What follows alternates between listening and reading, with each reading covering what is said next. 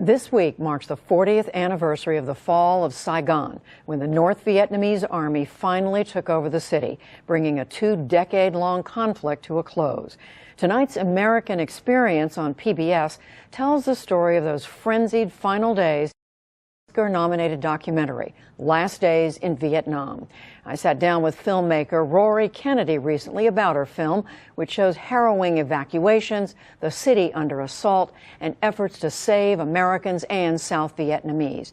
We began with an excerpt about those final hours. That morning, CIA choppers began picking up evacuees off the roofs of buildings around the city and bringing them to the embassy. There was an old pilot named Obie Harnage. He was blind in one eye and lame in one leg. And I said, Harnage, we got people at 6 Cha Long. You got to go pick them up. It was the deputy CIA station chief's apartment building. There were a number of very high-risk Vietnamese, including the defense minister of South Vietnam, all waiting to be rescued. As they climbed up the ladder to the roof, a photographer took that famous photograph. Many people thought that was the U.S. Embassy. It wasn't. But it indicated to what extent chaos had descended on this entire operation.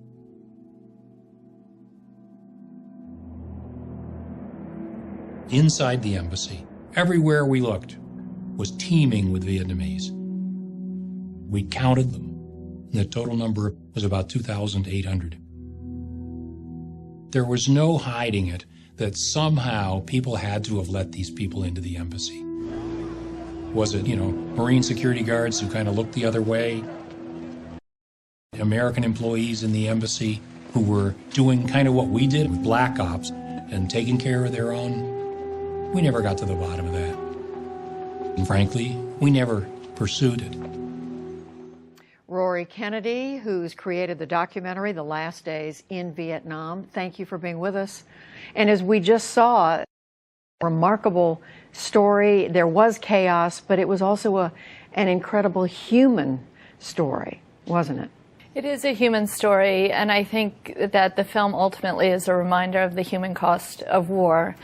The way we tell the story, we don't have a narrator, we don't have any historians. It's all people who were in Saigon, who were on the front lines, and telling us what happened. And it really is told like a thriller. These extraordinary events unfold, and the people on the ground acted with incredible courage. And I think one of the things that's remarkable about the story is it's really been largely untold. I think it's a story we think we know. For example, that helicopter, we all think it was on top of the embassy. It wasn't on top of the embassy. And that's what we know of the story, but we don't know what happened. And I think for the first time, this story is told in this film, and it's really eye-opening. Well, you said we think we know so much, and it's true. So much has been written and said and filmed about Vietnam. What drew you back to it, and especially what drew you back to those final hours? Well, I think in part I felt that this story hadn't been told and needed to be told. I think that Vietnam is a seminal moment in our nation's history. And to go back and tell the story of these final days seemed important, but also timely. I think we are struggling with how to get out of Iraq and Afghanistan, and there are a lot of lessons to be learned from what happened in Vietnam, how we got out of the war, what we failed to do, our responsibility to the people left behind, particularly the people who worked so closely with Americans, who, because of their association with the Americans, faced greater vulnerability. There were some truly courageous people, are truly courageous people in the telling of this story. In fact, you focus on the heroes, the ones who went against what they were being told by their bosses, whether it was the White House or the ambassador, and worked very hard to get as many Vietnamese out as possible. Well, I think the film takes an unflinching look at American policy and the fact that ultimately we abandoned our Vietnamese allies. But in the face of that, there were a handful of Americans and South Vietnamese who were on the ground who really acted heroically, who went against U.S. policy, who certainly risked their jobs and arguably their lives to save as many Vietnamese as possible. You were able to get remarkable video from on board the ships that were out just offshore from Vietnam, some with helicopters landing crammed with people who were just, some of them miraculously able to get them to safety. Yeah, well, it's an extraordinary story. What happened was the U.S. fleet was in the South China Sea, and the U.S. helicopters were heading out to that fleet. The South Vietnamese Air Force had disintegrated, but there were still South Vietnamese pilots with their helicopters. So they were sending the U.S. helicopters out to the fleet, and the first ship they came to was the USS QUİC. And the captain of the QUİC said, "Who are these people? We don't know. Let's bring them down." Brought the first helicopter down. So many Vietnamese came out. They were so grateful. They didn't have room for more helicopters. The crew said, "What do we do?" And he said, "Throw that helicopter overboard. Let's make room for the next one." There's an amazing story in the film of a Chinook helicopter that comes to the QUİC. It's the double prop helicopter. It can't land because it's too big. The helicopter pilot opens the door of the helicopter. He has his 8-month-old baby, his 2-year-old, 5-year-old, and he throws them out the door onto the moving ship that's 18 feet below. One by one, we jump out. I jumped out. My brother jumped out. My mom was holding my sister, obviously very scared.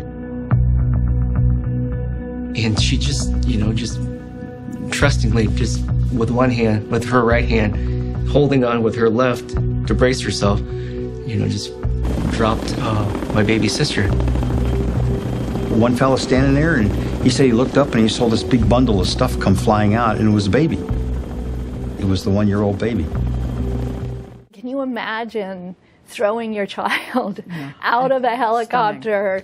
And the baby was caught. And the baby was caught by the crew, and it's all on film. And there's story after story like that in this film that, I certainly didn't know going into this, and it's just been a great honor to be able to share it with people. Is part of this to say it wasn't all bad, that there were, as you just said, there were people who were doing things, who were trying to save as many South Vietnamese as they could, who had been important to Americans? It's what happened on the ground. We really tell the story of what was going on in Saigon in those last 24 hours. The airport was bombed. The North said, "You've got 24 hours to get out of here." The evacuation was moved to the embassy. It was based on a helicopter airlift. So the perspective we tell is what was going on at that airport, what was going on in the embassy, what was going on in the fleet, what were the helicopter pilots doing, what about the Marines who were left behind, what was happening. And the reality was they were doing everything they could to save South Vietnamese. And that's an extraordinary story and a wonderful story, and I think it does adjust our understanding a little bit of those final days in an important way. Rory Kennedy, the documentary is The Last Days in Vietnam on American Experience. We thank you. Thank you so much.